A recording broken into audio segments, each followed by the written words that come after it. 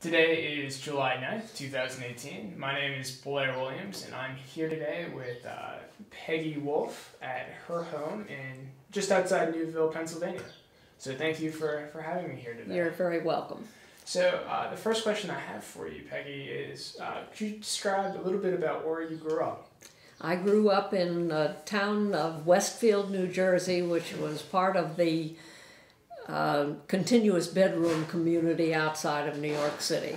So I had a little bit what we have here. I had the best of both worlds because it was a small town, but it was still had all the benefits of New York City within an easy drive. I guess the town when I was growing up in it was about the size of Carlisle when we came here 50-some years later. But it was a good growing up. All right. What did your family do for a living? My family? Yes. Well, I have been a lifelong stay-at-home mom and farm wife. We do not farm full-time. My husband had a full-time job. Am I supposed to be looking at you rather? You can look at me, that's fine. I feel more comfortable doing Sure. that. He had a full-time job as a forester for his career and then retired and worked as an independent consultant after that. But I have never worked a day in my life. So I went from being taken care of by my father to being taken care of by my husband, and I'm just as happy as a clam to have never worked, but I work plenty around here. Sure. What does your father do for a living then? My father? Yes. He was a patent attorney and chemist with Standard Oil. What it was Esso at that point. Okay. Did he have any interesting stories about his work, or? Yes, he had lots of stories about his work. Some of it's been recorded, not a whole lot, but he had several interesting patents that were, I guess it was during close to the end of World War II. He had some rubber and early plastic patents which were good. He used to talk about polyisobutylene and things like that went right over my head, but it was interesting. And way back, one of his favorite stories was when he went, soon after graduating from Pitt, I believe it was with the Richardson Company that made chocolate syrup, all sorts of chocolate syrups. And they had some kind of a problem because sometimes the syrup turned out just great and other times it was too runny and they couldn't figure out what was happening. So they hired him as a chemist to try to figure out, what it was. I don't remember the details, but he could spout the details off. And I believe it was something on the order that one of the workmen would carry a sack of sugar on his shoulder and put it into the mixer. And it depended on whether it was before or after some other ingredient was put in. And that's all the difference it was. The sugar was put in too soon or too late, and it controlled the thickening of the syrup. And so the company was delighted with his finding that out, a very simple solution to their problem. What were your parents' names? William Hayes Smyers was my father, and my mother was Harriet Arthur Smyers. Okay. And did your mother work too, or did she stay at home? She was the same as I, although she didn't have a farm to take care of. But she had 4 children to take care of and was wonderful at reading to us and taking us places and musical. She played the piano greatly by ear. And we did a lot of singing and a lot of laughter. She read us novels at at dinner time. She would serve us all dinner and then sit down and read to us Little Benny's book or From the Top of the Stairs or all sorts of lovely family type novels. And then she'd eat after we were all done. So that was like the dinner time conversation then.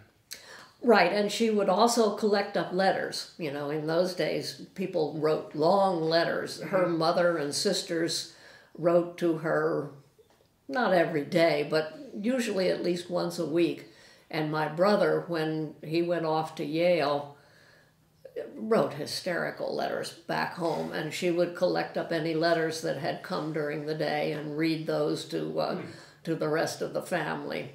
And it was a joyous time. We spent a long time eating, and my husband could not understand when he was used to flying in, eating in 5 minutes, and be gone to play baseball or hunting or whatever. And when we sat around and talked for a half hour or 45 minutes, he had trouble adjusting to that at first. Sure.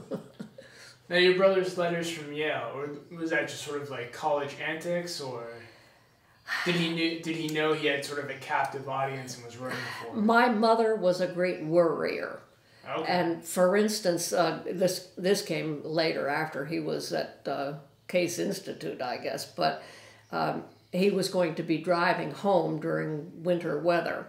And she gave him all sorts of lectures about, how careful he should be and what he should have along. And he wrote a letter back in return. And I don't know the list exactly, but he started out, with a blanket and some water and cookies. And then he thought maybe he'd bring along an axe and some firewood. And it went on with... Eventually, my mother realized that he was pulling her leg.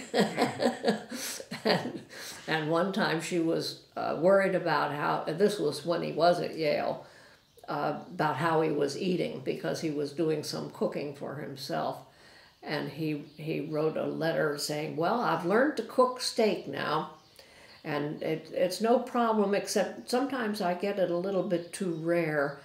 And one night, the steak jumped out of the pan and ran around the table, and I had to chase it, and it kept saying, I've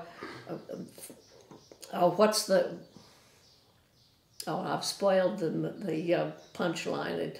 There used to be a saying that, the last one coming in was the horse named such and such, and that's what he quoted. And another time he was home when he was at Yale. I was probably in grade school at that time, and it was before you had freezers. So for a big party, we bought a 2-gallon carton of ice cream that you could get in bulk, but we had no way to keep it. But there was 3 feet of snow outside, so we after the party was done and there was still some ice cream left, we buried it in the snow, and then we didn't know where we had buried it in the snow, and he went back to Yale. He was the one who had buried it, and we had a series of telegrams. Back in those days, you communicated by telegram, and we had telegrams. I wish I had the wording, because we sat around and laughed and thought that the people sending the telegrams would probably laugh also. They probably didn't think it was nearly as funny as we did, but it was things like, send map, stop, lost ice cream, please send map. And then he would write back something about 6 steps from the back porch steps, turn left. Yeah. We had a lot of fun with silly things like that maybe don't make much sense these days, but we enjoyed life. Sure. So, I'm guessing did you attend your entire sort of school career in sort of the area that you grew up, or did you end up moving around a little bit? No, my parents lived, my mother at the end, lived in the same house for 64 years in Westfield. So I went to elementary school, what was junior high at that time, and high school, and then had the joy of going back home for a good bit of our married life. My dad lived to 89 and my mother to 91, and she was in her own home until pretty close to when she died. So we had a lovely time, lots of good memories in that 64 years in that house. Yeah. Interestingly enough, we just got an email from my sister not long ago. We sold that house for $325,000, I think. And just recently, it was on the market for $1.8 million. Wow. It had extensive renovations done to it, but that shows how popular Westfield is. Sure. Yeah, if it's right on, right outside New York City. Yeah, and still a very nice small town atmosphere. It's not full of motels and junky restaurants and things like that. It's a very nice place still. So after you graduated from high school, what did you end up doing then? I was brokenhearted at not getting accepted at Cornell home economics. Both my older sisters had gone to Cornell in home ec. That was very, very hard to get into because they took almost no students from out of state for the home ec school. It was very difficult. So I applied for that thinking, well, I'd probably like the same thing they did. Sure. But meanwhile, I had taken a bunch of aptitude tests, and they all said home economics was not my field. So when I got turned down for Cornell, I applied to Penn State, and that's where I ended up going, studying liberal arts, not home economics at all. So it all worked out very well because I wouldn't have met my husband otherwise, and that's a very important part of my life. I was going to ask, is that where you met Yes, Wilbur? he was a waiter in my dorm. Okay. And it was love at first sight on my part. And he told me sometime later that he just sort of thought it was time for him to start looking for somebody to settle down with. And I happened along. Now, he was a waiter. Was that a student position or? Well, he was employed by the university to wait tables and serve food in the dorm dining room. So he wasn't also a student at the university? Yeah, he was a year ahead of me at Penn State. So was he from Cumberland County or? No, he grew up on a small farm outside of York. Okay. So it was from York County. And what was he studying at Penn State?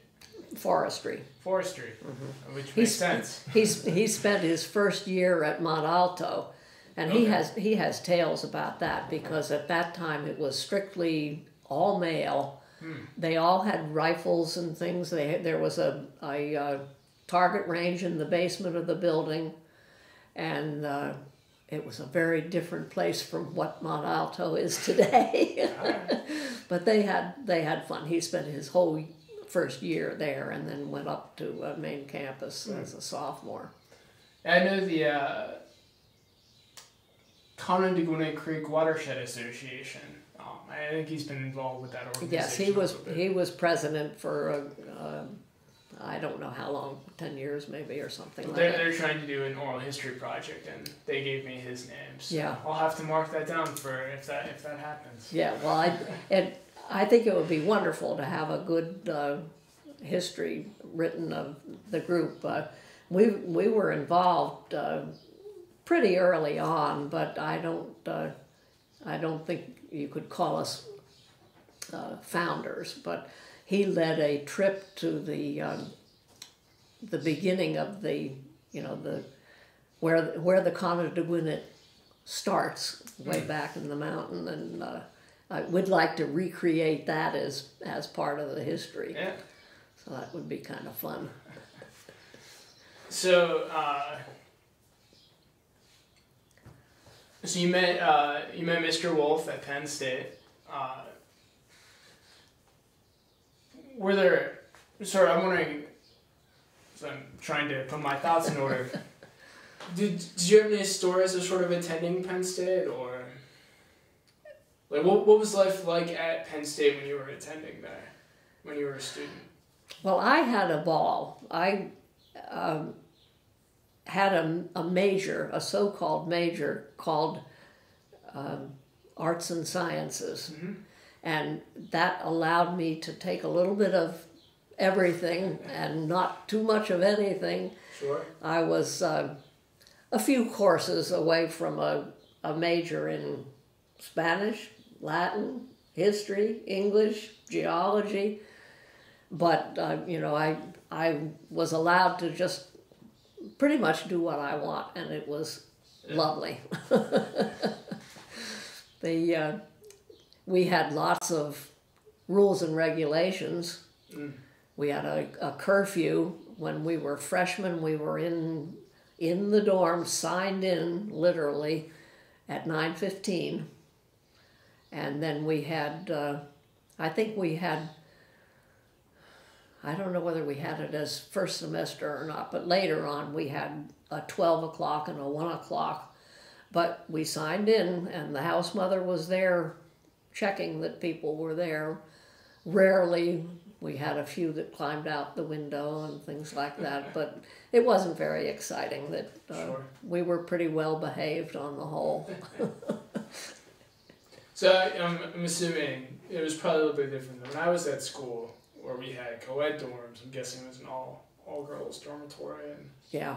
And it was kind of unnerving to me when our kids started going to school. And I guess our oldest daughter went to UVA, and at that point they didn't have completely integrated dorms, but they had boys on one level and girls on the other. And there was a lot of resentment from the girls not being able to run around in their panties or their bathrobes or whatever, with the guys coming in and out. And I was very happy being in an all-girl dorm. My alma mater, Elizabethtown, when I was there, they had 2 all-girls dormitories, which I think was partially because women made up 60% of the school population. But by the time I left, I think one floor on one of the dormitories was or maybe like a hallway or something. It started to have male students, but they still had the one all-girls dormitory because I think some people just preferred it. Yeah. So. Well, I think I did, although it was kind of a nuisance sometimes, because if I wanted my brother, for instance, to come upstairs and carry suitcases down for me, I was on the 4th floor of my freshman dorm, we had to get permission, for him to come into the dorm and come up to my room. So it was sort of a nuisance, but I guess I didn't object too much. Everything was that way. We just didn't even think about it being a co-ed dorm. No, I'm sure State College too was a little bit different than it is now. Well, it was much more of a small town at that point, but always good restaurants. I was very money conscious because my older siblings had all worked when they were in college, and I was the baby, and my parents, didn't feel like I needed to work at that point. They had had 2 or 3 in college at the same time for 5 or 10 years, I guess. And by the time I went, I was the only one, and they figured I really didn't need to work. So I felt a little guilty and pinched pennies to a certain extent. For instance, I ate in the dorm most of the time, whereas a lot of the kids particularly weekend nights and things like that, they would go downtown and spend what I thought was a lot of money to eat out a lot more than I did. Well, that also gave you a good chance to meet the waiter you had. Well, it was that way even before I met him. We were both at Penn State together for a whole year before I moved to the dorm where he was. So that didn't have too much influence initially. Sure.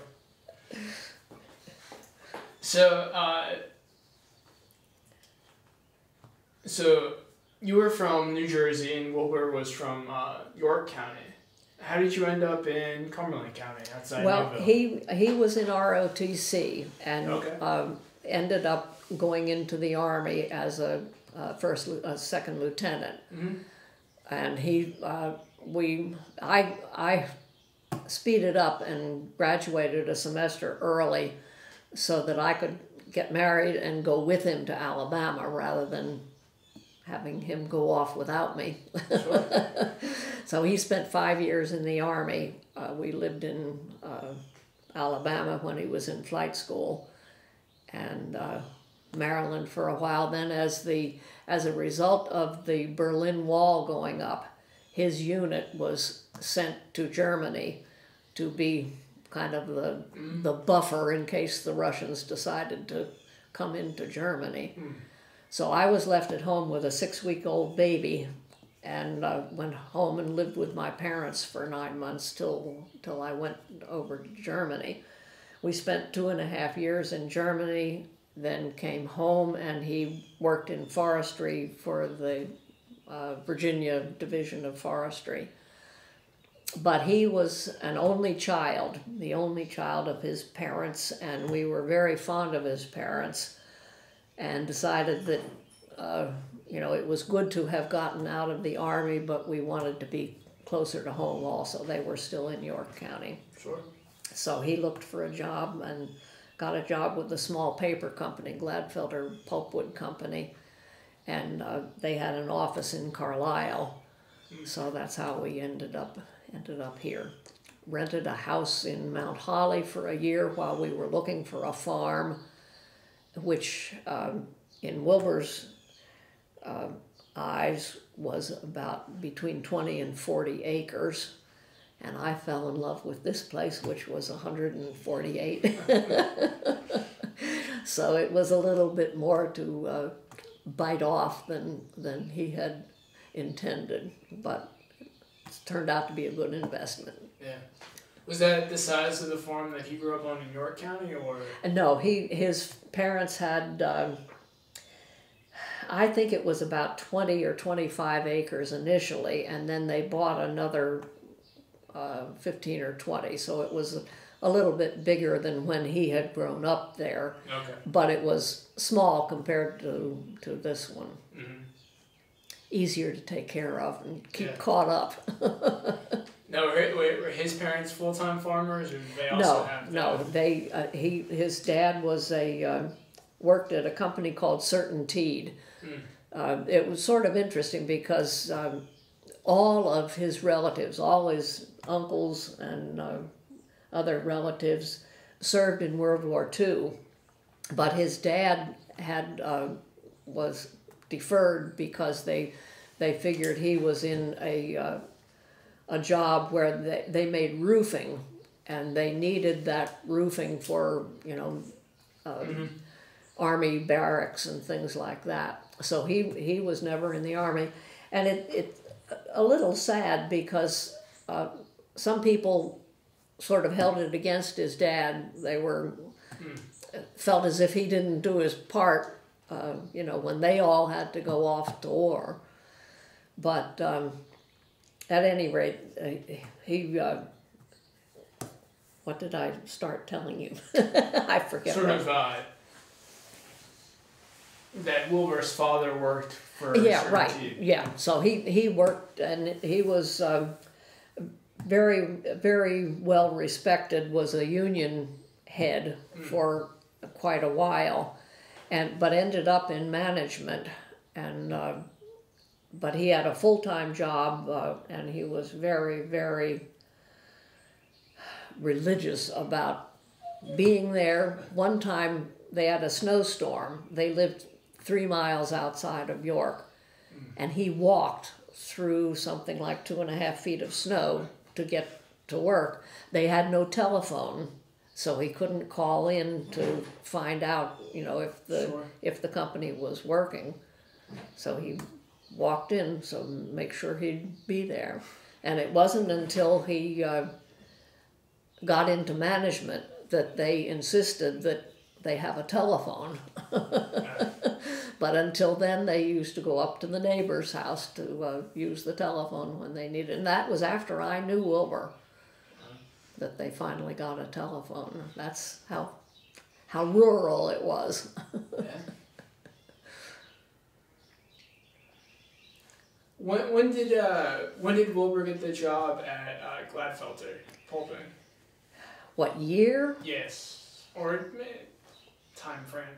Well, we bought this house in the tail end of '66. Okay. And it was the tail end of '65 that we came up here. So that it must have been fall of '65 that he started working for Gladfelter. Okay. Yeah, I was just trying to figure out sort of when you came to Cumberland County. Yeah. Well, we sort of felt like it was coming home. Yeah. Much as we loved Southwest Virginia, if we had not had his parents here, we probably would have stayed in Southwest Virginia. It was a lovely place to be. Similar to Central PA? Very much so, but a little bit more rural, and the seasons were slightly different. There was a longer spring and a longer fall. Still very hot during part of the summer, but it didn't seem as if it was quite as long. But the flowers bloomed earlier, which I liked. It was just a very nice. There was a definite hint of Old South there. Okay. That some of the customs and things were just very typically Southern. Yeah. So just keeping on that track a little bit.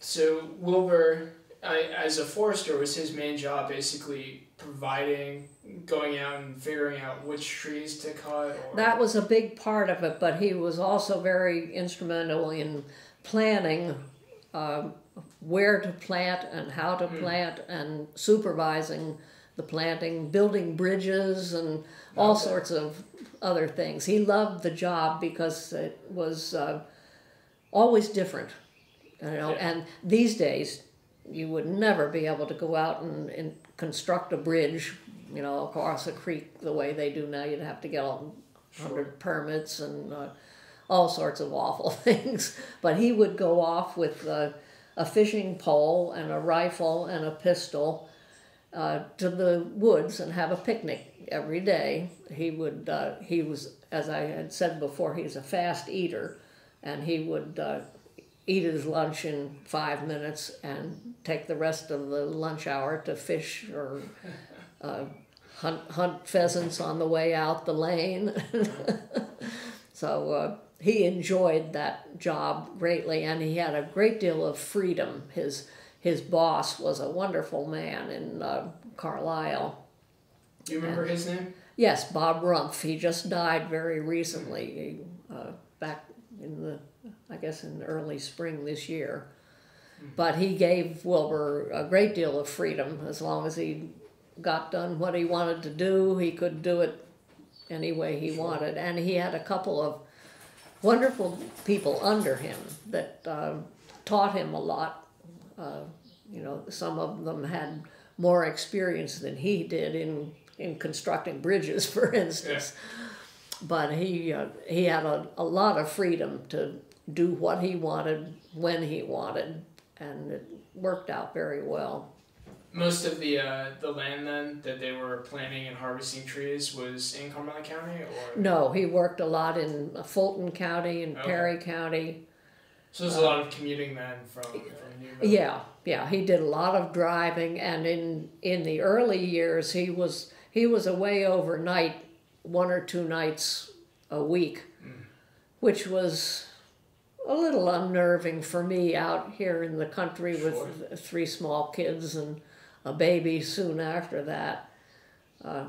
I can remember one night when he was away, I sat up for about an hour at where I had a view of the stairs coming up because I had gone to sleep, and you know how your eyes don't adjust, and did not realize that the light was on in the kitchen downstairs. And I woke up in the middle of the night and saw the light on in the kitchen. I went around and checked all my kids. They were all sound asleep, no sign of having gotten up, and I was sure there was a burglar. Yeah. So I got out his pistol and I sat up there cross-legged watching, and of course there wasn't anybody there. But there were a couple times like that, and of course we didn't have a telephone upstairs. We had one downstairs, but there would have been no way to call 911. So I'm wondering if you could just, so you came to this particular property at the end of '66. Yeah. What was it like when you first moved here? Well, if you had time, I'd show you some pictures. It was very run down. There were 2 families here, a couple and their married daughter with 2 children. Couple lived in this side and the children lived in that side. There was no indoor plumbing. They had bought used toilet and sink at a yard sale, but they were stored in the attic and never installed. There's an outhouse out here that we still use for storage. They were using that. There was no running water in the house except if you go out to that electric pole and turn a switch, go to the barnyard and put a cap on the faucet out there, and then come in here, and in that room right there they had a sink which drained into the flower bed outside, and the water came in there at that point with a ram pump, and that was the only water in the house. No central heat. They had a coal stove and a wood stove.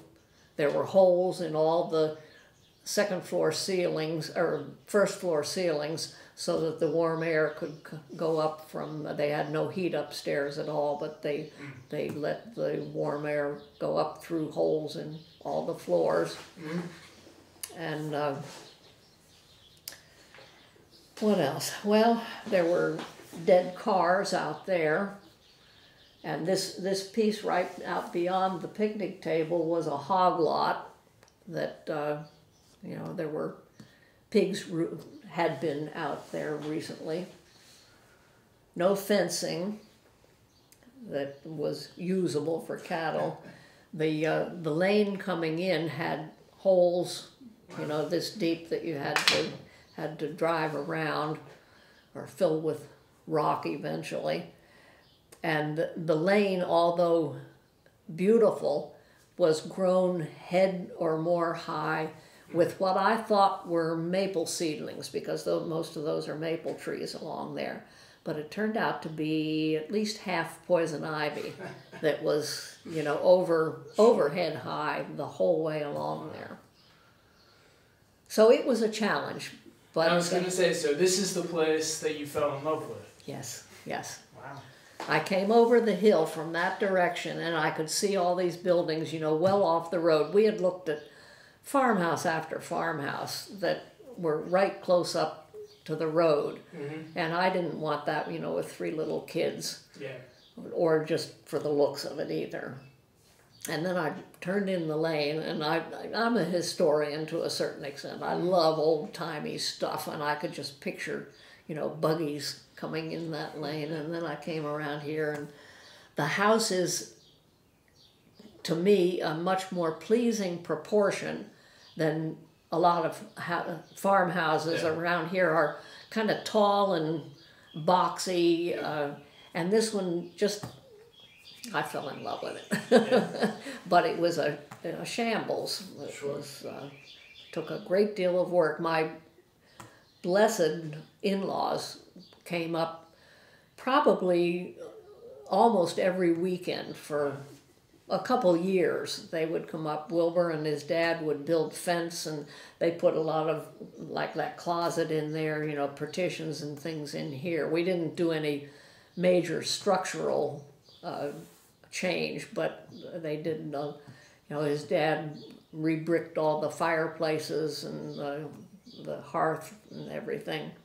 And his mother taught me to wallpaper and paint. I had never done anything like that at all, but she had always done her own wallpapering and painting. So we did it. It took about 10 years before we had the whole house presentable with you know, new wallpaper and paint and things. And now it's getting to, some of the things are starting to look a little bit like they did 50 years ago when we came. Wallpaper is starting to peel and a few things like that. Well, that's what happens after 50 years, I guess. Yep. It's still a pretty good time frame, though. Well, our son sent us an email the other day. He has an old house that's older than this and was in better shape when they bought it than this was, but he reported that the cellar stairs collapsed under him. They were wooden stairs going down to the cellar. And fortunately, he wasn't hurt except a couple scrapes. But he's now going to rebuild the steps in stone. We have a lot of stone, and he's planning to come over here and do it. And he ended up the email saying that it was a lot of work to clean up to get ready, and he could picture it being a lot of work to build those steps. And he said, the joys of an old house. Joys that you know well. Yes. I'm just wondering if your in-laws are nicer than me, because the entire time, that 10 years, you know, was that 52 weeks, so 520 odd, you know, weekends. I'd be thinking, man, what did Peggy get us into? Well, and he said that the first spring when we were here, he had already gone through, you know, a lot of the getting all the bathrooms and everything was a struggle, but we had the basic stuff by the time we moved in January. But in the spring, he was up in one of the bedrooms, looked out here, said, what is that funny thing out in the yard? Well, it turned out to be a sinkhole about this big, and you know, went down farther than you could stick a hoe down. Wow. And he grew up in York County. They don't have sinkholes in York County. So he was not at all thrilled to find that. And we found out at that point that the stories were that there was a sinkhole big enough in the front field out here that a horse and buggy went down in it. And that there is a steel I-beam under where our outside cellar door goes in. There's a steel I-beam across it. The tale is, the reason there's a steel I-beam is that there was a sinkhole right by that corner of the house. And they filled it in and put an I-beam in to hold the house up. So there were some things that were a little unnerving. Sure. So, you know, looking at it, I can see some corn and some other stuff. So, what's it been like farming? You know, your 100+ acres. Well, we have never farmed full time. We've always had a farmer who put crops out for us, put corn, wheat, soybeans, or whatever, and made hay. But we have always had cattle, so we're kind of part-time farmers. But we started out with just I guess, 2 or 3 steers that we fattened to eat. But eventually we bought a female cow, a calf, and raised her, and that was the start of our cattle herd. At one point we had, I think we had as many as 30 brood cows for a short time, but then we cut back to about half of that, and that's what we've had for quite a few years. But I think we're coming to the end of that. Wilbur said that tending water, frozen pipes for the cattle in the winter when they're in the barn, and hauling the manure, and separating the calves when they need to be weaned, and castrating the males has gotten to be just more than 80-year-olds want to do. Yeah. We've got kids that come, and help. In fact, the last several years that we've banded the calves, we do it over Memorial Day weekend, when we have 2 or 3 hefty grandsons and our son who come and help. But I think he's decided that the cows are going to go the end of this fall. So that will be sad. Our youngest grandson said, "Well, it won't be a farm anymore if you don't have cows." So he would be happy to come and feed the cows, but that doesn't take care of the frozen water pipes and the fencing that needs to be replaced and everything else that goes along with it. Now, do your kids live nearby, or? They're all in Pennsylvania. Yeah. Our son lives over near Williams Grove. Okay. He's the closest one, except we've got one daughter that's just right over the hill here, just the next house up, and she's raised 4 kids there, which has been wonderful because they can come back to grandma's for cookies and eat raw peas in the garden. It's been a joy to have them. Now her youngest will be a sophomore in ninth grade in high school, and that's our youngest grandchild. Then we've got a daughter over in Bethlehem with 3 kids, and another daughter in north central Pennsylvania near Du Bois with 3 kids. She's on a 90-acre farm. She's the only other one that is really on a farm. Our son has about 5 acres over in Williams Grove, and he's got a garden 3 times as big as mine, and arbors that go from here out double the width of where that bush is, growing kiwis and grapes and all sorts of stuff. So he's taken after his mother on liking to grow things. Yeah. Well, one of the reasons I asked about your kids is I know Wilbur, and I'm assuming you as well, are relatively involved with the Big Spring School District. Yes. Yeah, he's been president of the school board for, well, he's been on, I forget what it is, 26 years or something like that, and he's been president for the better part of that. He took a sabbatical in the middle there. He was on while our kids were in school for a good while, and then a couple health issues and work issues made him want to quit, but then it seemed like they kind of needed somebody again later. So he's been on through a good many changes, but we feel as if we have a wonderful school district. Yeah. The school board gets along, with each other just wonderfully, and we've kept taxes pretty low. We've built a new high school and redoing elementary schools and things that I think a lot of school districts haven't done nearly as well as we have with keeping taxes and keeping expenses under control. And we've so far had a very good relationship with the teachers and things like that. One of my favorite stories is that one time Wilbur said, a young man, I don't know how old he is, but he grew up in our church, and he ended up being the head of the union, at the teachers union at the high school.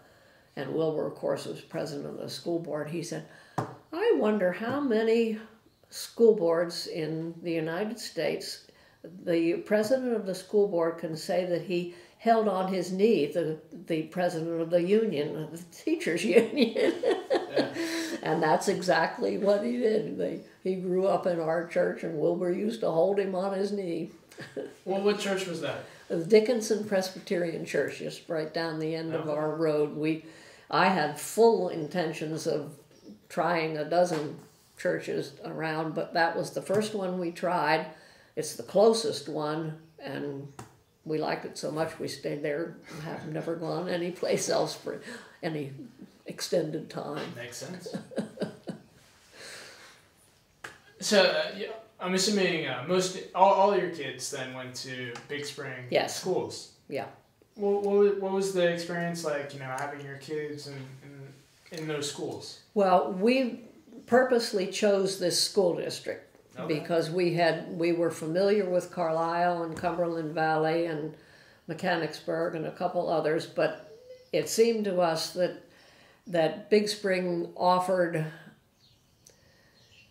a combination of a good education with a little bit more rural atmosphere and very, very little of the drugs, race, other problems that the other school districts seem to have.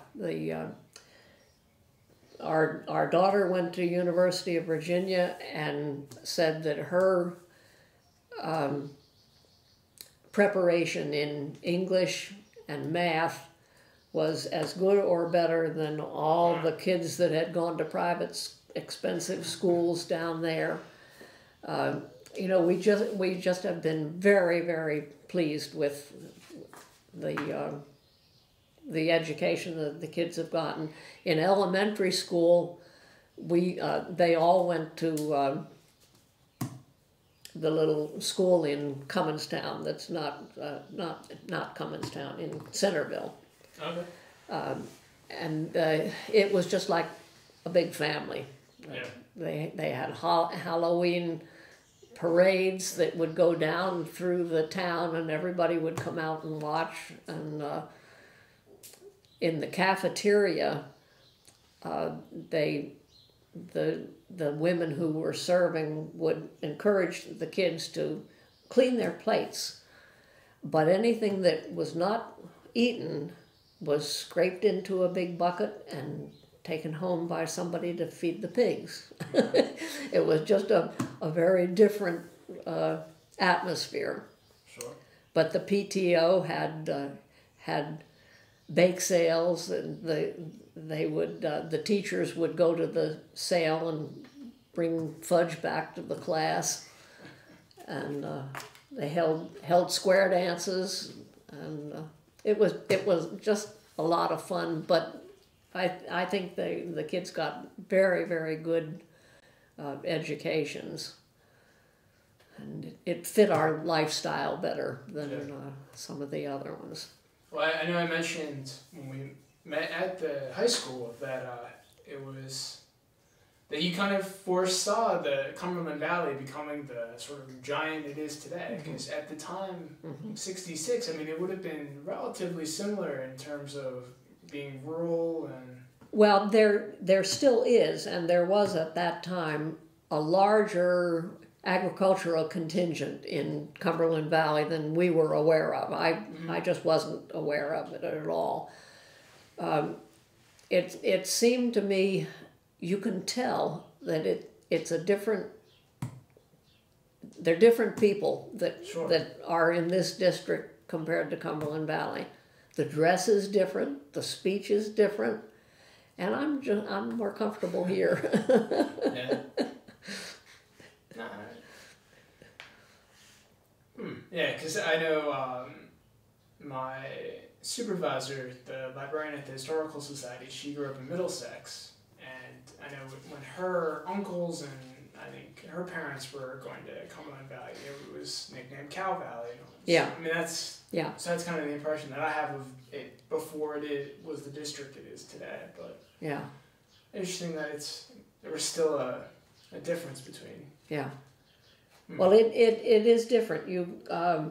We went to the fireworks with our son and just not long ago, and you can look around at the people. It's just they go to the fair in Newville. Sure.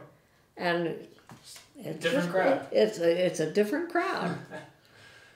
Well, so I'm assuming that when I was at the sort of oral history day that Big Spring had, that on one of the championship banners, was that your son or is that your grandson? That's our son. Who was a state champion wrestler, and that was a very happy time of our lives. He wrestled all through junior high and high school, and did very well. He was not world class, but sure. he was very well liked and respected for being a fair, good wrestler, and he worked hard at it. It was a lot of fun. It was like a big family. Yeah. There were hundreds of fans. I was going to say dozens, but it's a lot more than that. And there were people who watched him wrestle who still go to all the wrestling matches. Wow. But it was a glorious time. I like to win, and he was very good at winning. Yeah. He went on and wrestled at West Virginia and got to the quarterfinals in some kind of national thing. Yeah. And he wrestled for the Army also. He was when he was in Germany. He wrestled, and we went. I guess we went to Oklahoma once and to Florida once to watch him wrestling when he was in the Army. So he continued, but not real long. Yeah. Well, cause when I speak to people from Newville, I mean, it seems like Newville is very baseball oriented. Yeah. But looking at the banners at Big Spring, they seem to produce a lot of really good wrestlers too. Yeah, I think wrestling is every bit as big as baseball. With now, just recently the girls won softball. Softball, and that caused a great deal of excitement. But I'd say, if anything, that wrestling is probably the biggest sport that, at least in the past, it's been the one that creates the most excitement and loyalty. So I grew up in a school that didn't have wrestling, so it's a little foreign to me. Well, it was to me also. We had no wrestling in Westfield. I don't know how long it was. I'm sure they have it now, but it was years after I was out of high school before they had wrestling there. I knew nothing whatsoever about wrestling until young Wilbur started wrestling here. And so, obviously you didn't attend Big Spring, but now you're seeing some of your grandchildren attend. Have you noticed changes over the years in the school district? Or? Yeah. When our kids were in, there wasn't even a hint of anything like drugs. I suppose they might have been there, but sure. They were no problem at all, nor was discipline a problem. I can remember my son forgetting his gym shorts at home, and he had a choice of having detention or getting a SWAT. He chose the SWAT and went off, and there was a principal in the high school, Frank Sudak. I don't know whether you've ever heard of him, but he was adored, but respected, very greatly. The kids all say if there was a crowd of kids causing some kind of trouble, maybe two of them fighting or something, and Frank Sudak came around the corner of the hall, the crowd just separated like like Moses in the Red Sea. And he was tough, but he was fair. And the kids respected him, but they behaved. Sure. And that I don't think is the case anymore. The kids don't have the sense of respect and responsibility that they used to. I think it's still far better than most school districts. We have teachers who, even before a position is advertised, are anxious to come and fill a spot when we have something open. And I think it's a great deal because they don't have the discipline things to fight with that a lot of schools do. But it is definitely not as peaceful as it used to be. I'm sure it's different too, just with the security and everything. Yeah. I know when I went to the high school, having to sign in and show your license and all that. Mm-hmm. That may be the case now in my high school, but I know when I was going to school not that long ago, I graduated 11 years ago from high school, and that wasn't the case. Yeah, well, we had all our doors open and everything. There was nothing like that until we started having all the shootings everywhere. And I think the chances of something like that happening are much slimmer here than a lot of places, but you never know. Yeah, Wilbur says if somebody really, truly wants to kill people, he can get a high-powered rifle with a silencer, and kids are out on the schoolyard. There's just no way you can make things completely safe. And it's sad. I feel bad for our kids having to grow up in that kind of an atmosphere. Yeah. But on the other hand, when that's Wilbur coming in from golf. On the other hand, our kids went to school with rifles in the back of the pickup truck, and everybody had a pocket knife. And as you mentioned, Wilbur here, he used to shoot in his freshman dormitory. That's right. Get out of the way. Just pass them through. We're on security in the schools. Oh. So. Well, so you mentioned that the high school was relatively new. Where was the old high school located? It was where the middle school is now. That was the high school. Okay. That was built as a result of the consolidation. Sure.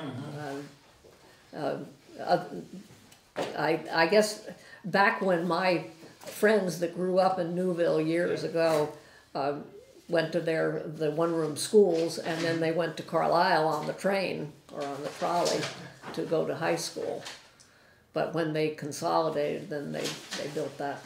I know one of my colleagues, Richard Tritt, and I think his class was the first class that attended in the 8th grade at the consolidated school. And then someone else that I'm interviewing, or maybe I've already interviewed them, was the first class that was in the 7th grade for that consolidated school. So. Well, it's different, I'm sure, from how it was with one-room schools, but yeah. I think we've weathered the aging pretty well. Yeah. No, and too, I'll just note that, when I went to, this oral history project at Big Spring, I was just impressed by it. It seemed like the opportunities that the students had in terms of all the different programs, the different tracks. It was not something that I had access to. Well, I think they're very proud also that we've done as much as we have, in giving the kids computers and all that kind of thing, that it just, they've got a lot to be grateful for. Yeah, no, because even since I graduated high school 11 years ago, I mean, it's changed so much in terms of just, when I was in school, you didn't have to have a computer, but now you have to have a computer, you have to have internet access. Well, and I think I like books. I like to have something in my hands. I don't like to read things on the computer. But I guess it's something we'll have to get used to. Well, yeah, I will anyway. Alright, well, is there anything else I should have asked about, or I think that you want to mention? You've covered a good bit of ground. Alright. Yeah, well, let me just say thank you for having me here. I can see why you fell in love with the place, even if it was a little bit questionable at the time. Yep. It's clear that you put a lot of work into it. Yeah, it's absolutely gorgeous. So This is my type of. I keep joking to my wife and my colleagues that if we stay in the area, Newville and the area is where I plan on settling. So yeah. Well, it's nice you can appreciate it. Yeah. Well, thank you again.